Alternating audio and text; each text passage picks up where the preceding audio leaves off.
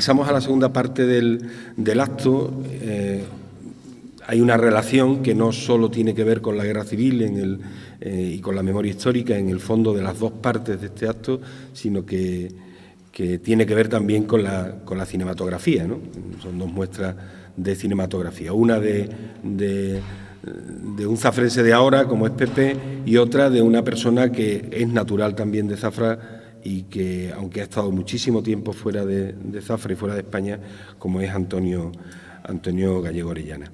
La primera referencia que tuve de Antonio Gallego me la dio precisamente Felipe Cabezas, que es quien hoy nos acompaña para hablar de él, ¿no?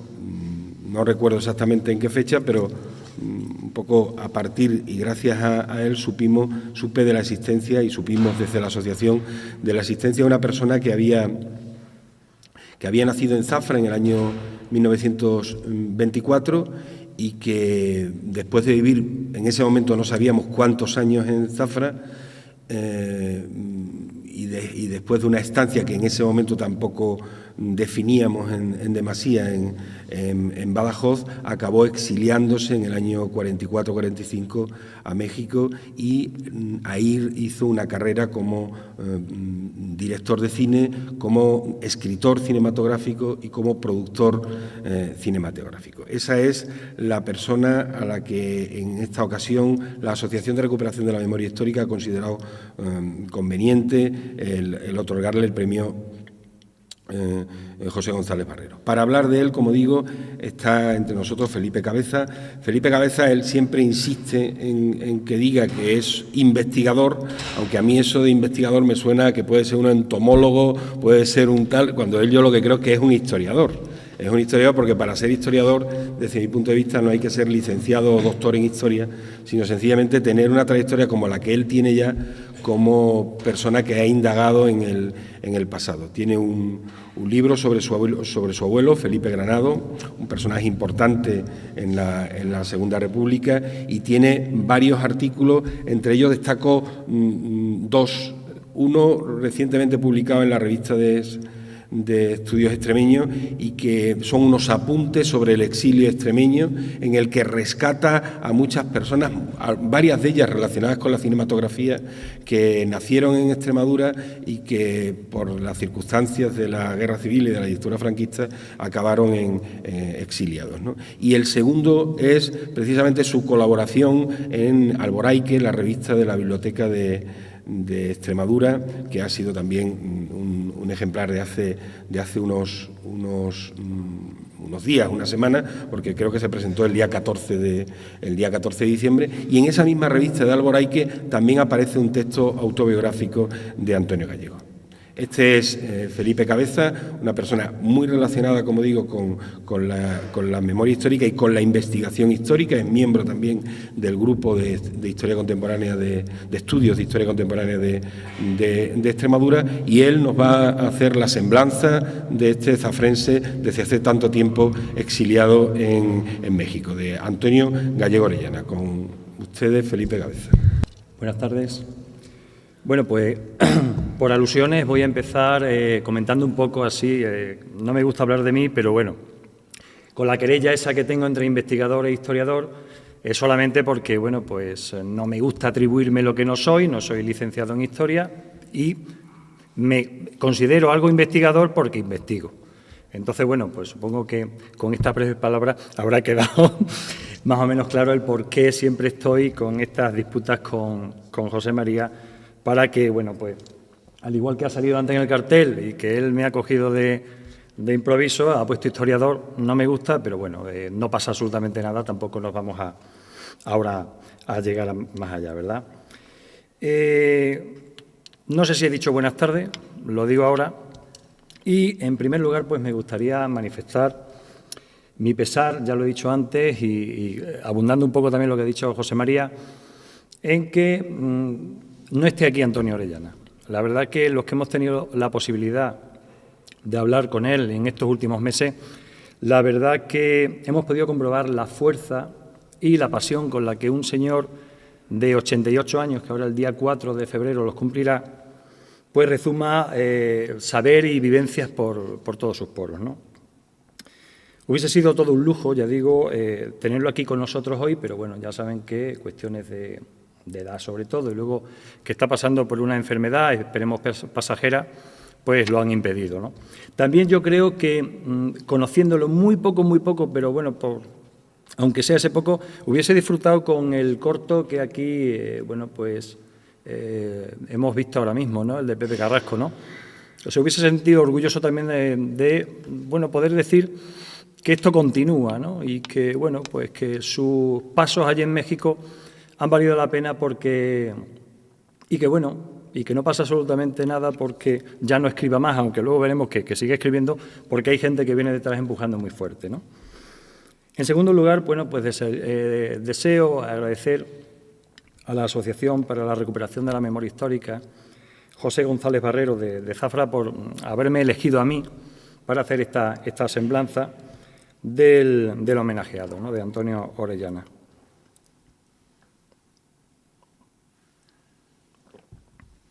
Asimismo, me gustaría agradecerle también el vivo interés que siempre ha demostrado la asociación en recuperar no solamente la memoria de las víctimas, de los fallecidos, sino también del exilio. Creo que hace unos años se le concedió el premio a Palmira Gordillo, ¿no?, otra exiliada, ¿no?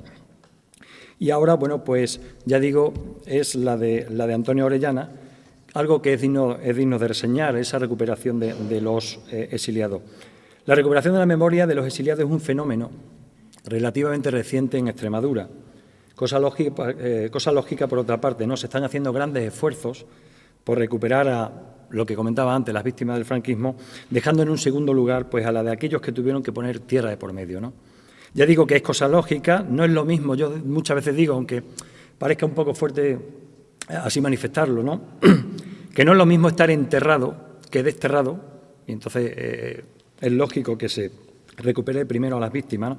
Sin embargo, excepto la vida, que no es poco ciertamente, lo perdieron todo, los exiliados lo perdieron todo. Perdieron trabajo, perdieron su identidad, perdieron su familia. De todos ustedes es conocido que, bueno, pues a 1 de febrero de 1939, cerca de 500.000 de españoles cruzaron la frontera francesa huyendo de las tropas franquistas. Un mes más tarde hicieron lo propio 15.000 personas más, pasando a las costas norteafricanas. Ha sido el exilio más numeroso que este país ha sufrido a lo largo de su historia, y a lo largo de su historia la verdad que ha tenido muchísimos exilios. Pero un exilio que no acabó aquí, en el primer año de la victoria, como decían aquellos, ¿verdad?, en el año 39, sino que siguió. No acabó con la guerra. A partir del 1 de abril de 1939, un buen número de españoles siguieron saliendo del país huyendo de la barbarie y la sinrazón de la dictadura, sobre todo a partir de los años 40, y muchos de ellos extremeños, yo creo que también por la proximidad de la frontera con Portugal. Uno de estos exiliados fue un tal Antonio Gallego Orellana, que con el tiempo se conocería con el nombre, con el tiempo lo conocemos con el nombre de Antonio Orellana. Nuestro homenajeado hoy, nació en esta ciudad el 4 de febrero de 1923, en el número 24 de la calle Sevilla. Yo creo que está muy cerca de aquí, si no es esta, no lo sé muy bien. Ahí al lado, ¿no? Entonces, su abuelo, de origen andaluz, había sido trasladado años antes aquí a Zafra como representante de una empresa harinera, logrando reunir aquí a toda la familia. En Zafra pasó Orellana sus primeros años. Y aunque a su madre comadrona la destinaron a otros pueblos, estuvo en Burguillo del Cerro, en Barcarrota, en Mérida, Antonio nunca perdió el contacto con la ciudad.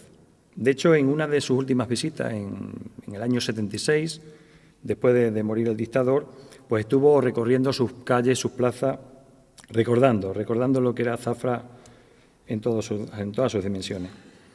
De Zafra atesora un gran recuerdo del homenaje que le hicieron a su madre, que fue actriz aficionada en el Salón Romero, que creo que sigue existiendo también. ¿No? Eso me ha dicho San Google esta mañana, ¿sabe? Y, bueno, existe como teatro no, pero bueno, que hay una larga tradición, ¿no?, con el tema del Salón Teatro Salón Romero. También se acordaba de las cuartillas que nos mandó hace poco del 14 de abril de 1931, que como saben ustedes fue el advenimiento de la República, porque en ese día con su tía se acercaba a Zafra a hacer compras.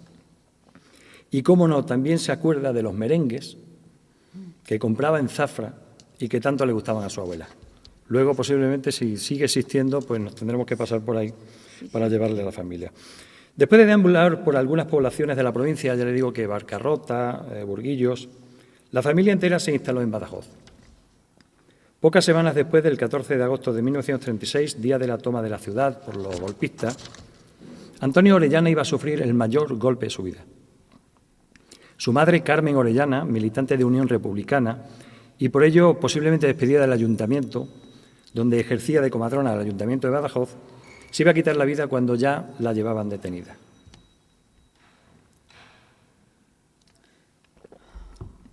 Así lo cuenta el propio Antonio en unas cuartillas, esas que he comentado que nos ha enviado hace poco.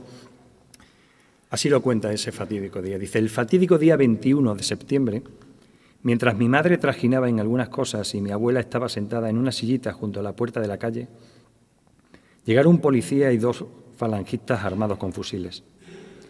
Mi madre se acercó y el policía le dijo que se la llevaban detenida. Seria, les dijo que le permitieran ponerse los zapatos. Yo, que estaba en la cama, me levanté y llorando me acerqué a mi madre. Muy serena me besó y abrazó diciéndome: hijo de mi alma. Y caminó hacia el patio y a las otras habitaciones del otro lado. Volví a la cama sin dejar de llorar. Los esbirros aguardaron junto a mi abuela, que a los pocos minutos me dijo: Antoñito, ve a ver qué hace tu madre tendida en el patio. Corriendo la obedecí.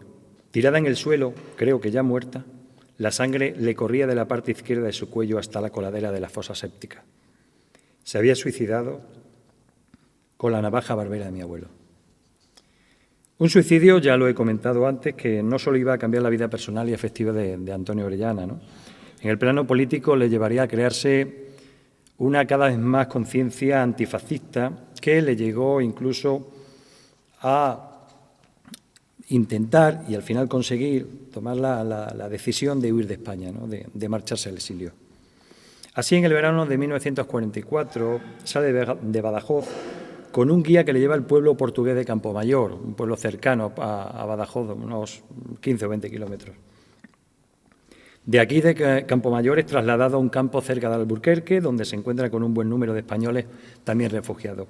Y de aquí, de Alburquerque, varias semanas después, se traslada a Lisboa, donde permanece casi un año, o no, más de un año, esperando viajar a México. No sin antes haber probado las cárceles salazaristas. Estuvo, no sé si un par de meses, estuvo internado y además incomunicado. En noviembre de 1945, por fin se embarca en el Nagala, un viejo barco portugués con dirección al país azteca, donde llegará 3 semanas después. Nada más arribar a México, tenía 22 años, comienza a buscar trabajo. Solicita apoyo económico a las organizaciones españolas de ayuda al refugiado. Como saben ustedes, había 2, el SERE y la JARE. Se ofrece como practicante. Él había hecho en Badajoz ya prácticas de practicante, como eran su madre, no, sus tías eran practicantes. Trabaja como jefe de almacén, etcétera, aunque eso no es lo que él quería. Lo que él quería era ingresar en el mundillo del arte, como nos ha dicho él. Un deseo que no tardó en satisfacer. El doctor don Jesús, de Miguel y Lancho, exiliado igual que él, nació en Badajoz y era el director de la Casa Socorro de Badajoz. Se había ya, al final de la Guerra Civil, se había exiliado en México. Era asesor científico de la Nestlé en México y le dio un trabajo de supervisor de publicidad. Un trabajo que le dio la posibilidad de conocer a mucha gente del cine, de relacionarse con las mejores emisoras de radio de la nación, participar en las tertulias con directores de cine, guionistas, etcétera. Ya me creía, dice él, que podía entrar en ese mundo del séptimo arte. Cuán equivocado estaba. Eso nos ha dicho él en las cuartillas. Había solicitado ingresar en la industria mexicana del cine, empezando como asistente de director, pero le negaron la entrada debido a la gran cantidad de aspirantes que había. No se amilanó. Dijo: esto yo tengo que conseguirlo, Y, bueno, pues siguió y siguió. Su intención era formar parte de ese mundo del cine y a fuerza de constancia y trabajo lo consiguió. Lo que pasa es que lejos de México, no empezó en México. En 1952, en Guatemala, país donde no tuvo problemas para trabajar, escribió su primer guión cinematográfico. Caribeña se llamó la película, un bolero que tuvo, dice él, mucho éxito. En Guatemala firmó varios guiones más, posteriormente se trasladó a El Salvador, estuvo por toda Latinoamérica, trabajó asimismo en varias películas en El Salvador, alguna coproducida con Hollywood. También estuvo en Nicaragua. Dice, con ese currículum creía que ya le iban a admitir en México como director, pero tampoco fue posible. Hizo los cuartos Juegos Panamericanos, estuvo residiendo y trabajando durante 4 años en Brasil en spots publicitarios, científicos, confeccionó más de 1000 documentales para la televisión mexicana, hasta que un día el sindicato le abre sus puertas y puede por fin dirigir su primera película. La primera película que dirige en 1959 es La llamada de la muerte. No sé si ya hemos ido viendo toda la filmografía. En resumen, en estos casi 60 años de vida dedicada al cine, desde 1952, con esa caribeña que hemos dicho, en Nicaragua, hasta hace aproximadamente 3 o 4 meses. Yo intenté contactar con él hace casi más de un año. Y, o sea, él era consciente. Yo creía que era problemas de comunicación, porque lo hacía a través de la Academia Mexicana de Cine.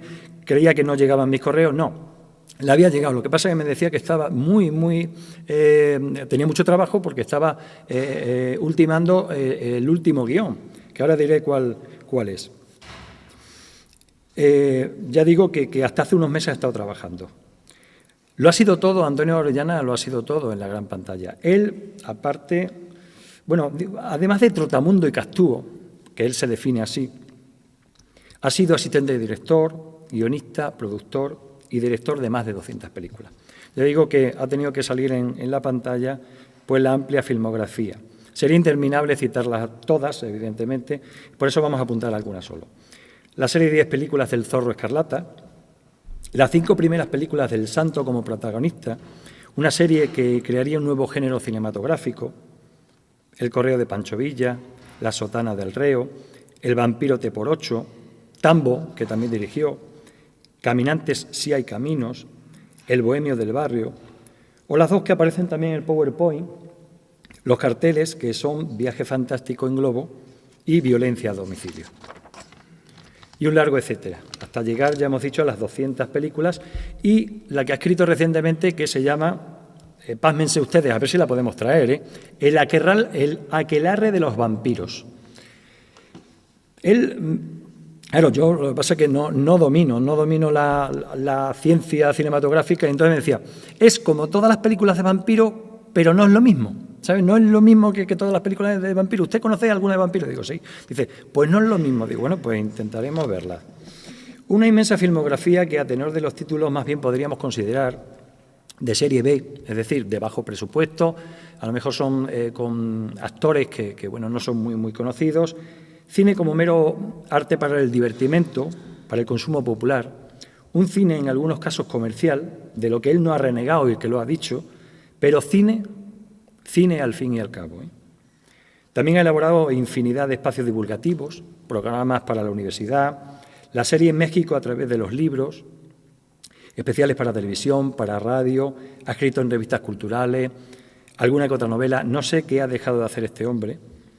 Evidentemente, con tan larga trayectoria es lógico que haya sido distinguido con premios y menciones más de alguna ocasión, ¿no? Ha sido nombrado comendador de la Orden Marechal Rondón de Brasil, premio gobernador do Estado también de Brasil, importante de Badajoz de 1978, y es desde el 2002 miembro honorario de la Academia Mexicana de Artes y Ciencias Cinematográficas. Sin olvidar, claro está, pues otras menciones otorgadas por, digamos, su condición de exiliado español, como la distinción de Caballero de la Orden de la Lealtad de la República Española o el premio José González Barrero, que es el que hoy se le otorga, ¿no? Un hecho que es importante resaltar, el hecho de que le hayan dado estos premios. Pues Antonio Orellana no fue de los desterrados que se desvinculó de su cultura ni de sus instituciones políticas en el exilio. Allí en México vivió en torno a las entidades creadas por los refugiados. Fue tesorero del Centro Republicano Andaluz y Extremeño, también fue vocal del Centro Republicano Español, ha pertenecido al Ateneo Español de México, etc. En su corazón, además, siempre ha tenido un hueco para acordarse de su tierra. Desde que en 1976, ya muerto el dictador, pues regresó durante unos años con cierta asiduidad. Su afán siempre fue acercar todo lo posible a Extremadura y a México. Desde rodar algunas películas como La Nacencia, escribir para otro exiliado extremeño como Luis Alcoriza, un importante director español exiliado en México, escribir u organizar algunas semanas de cine en Badajoz. Él, cuando vino hace 30 y tantos años, sería, a lo mejor digamos, los primeros pasos del gestor cultural, porque él estaba dispuesto a hacer absolutamente todo en Extremadura, en Badajoz, provincia, donde fuera, ¿no? En definitiva, como dice él, hacer cine de Extremadura, donde los protagonistas no fueran ni Cortés ni Pizarro, sino la problemática del campesino extremeño o la de una bandera olvidada como la extremeña. Esto es cierto que lo escribió en 1976 y tendremos que preguntarle qué piensa ahora sobre estos temas, pero bueno, a lo mejor no están muy distantes, ¿no? Extremadura para mí es algo grande y grandioso, escribió Antonio Orellana. Lo grande es la raigambre de una raza. Eso es para mí España y mi tierra. Y esas son las lágrimas que caen por dentro, día a día, desde que me fui, desde que me acuesto hasta que me levanto. Y bueno, pues para terminar me gustaría acabar también con unas palabras de Antonio Orellana, las que nos ha dirigido recientemente con motivo de este homenaje que hoy se le tributa, ¿no?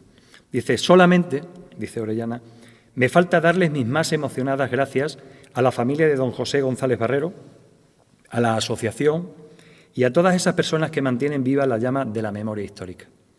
Gracias por este premio, un premio que conservaré y legaré a mis descendientes, en memoria de los que dieron la vida por la libertad y la República. Muchas gracias.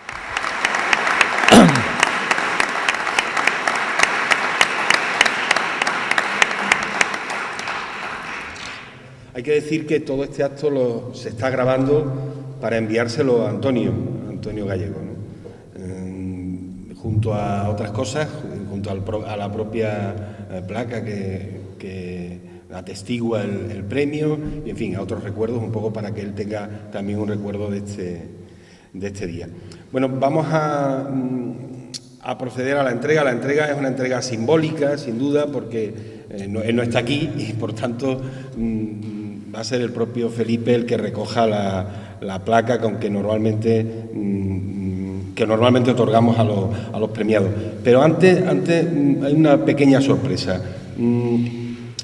Normalmente en estos actos siempre tenemos a una persona que calladamente nos ayuda y que nos gustaría que en esta ocasión también la reconociéramos entre todos. Por favor, Katy, queríamos darte un pequeño detalle en agradecimiento por estos años atendiéndonos como responsables de la sala.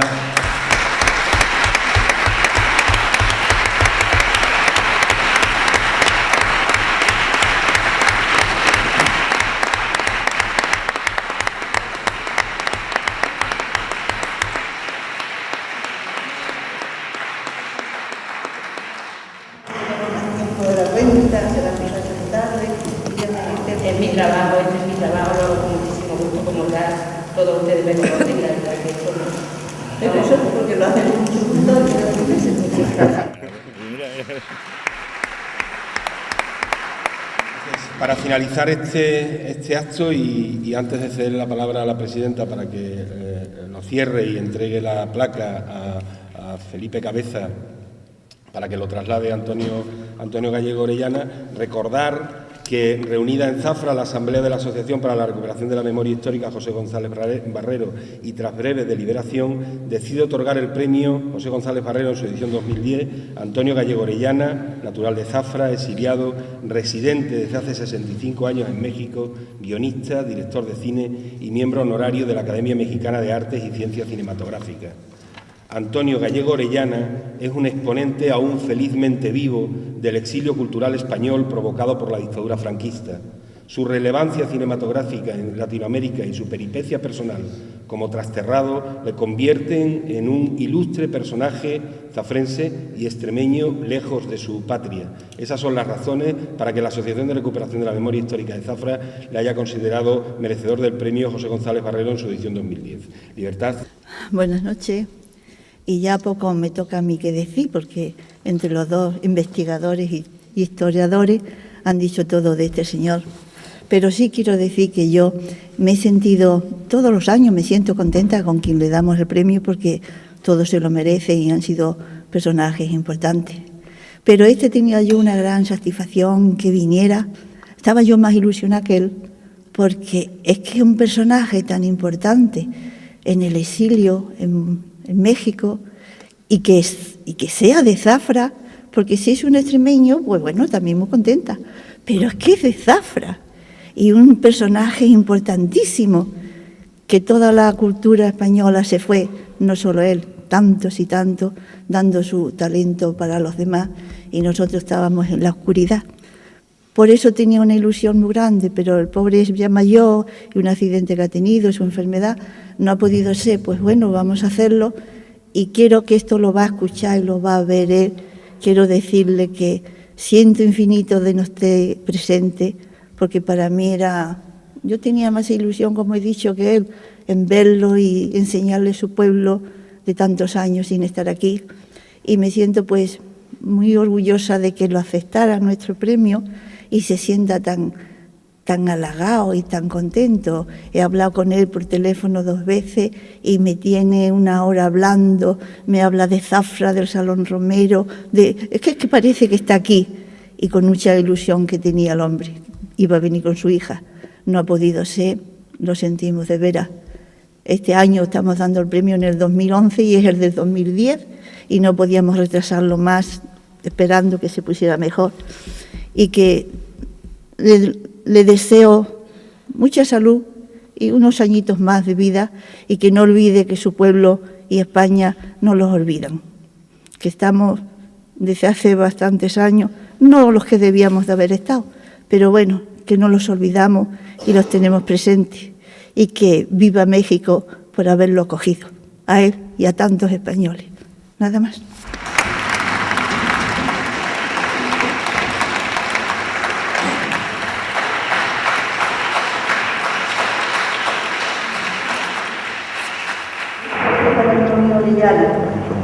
Pero se lo entrego aquí a su gran amigo y que llegue a México, que vea que no lo olvidamos y lo tenemos presente.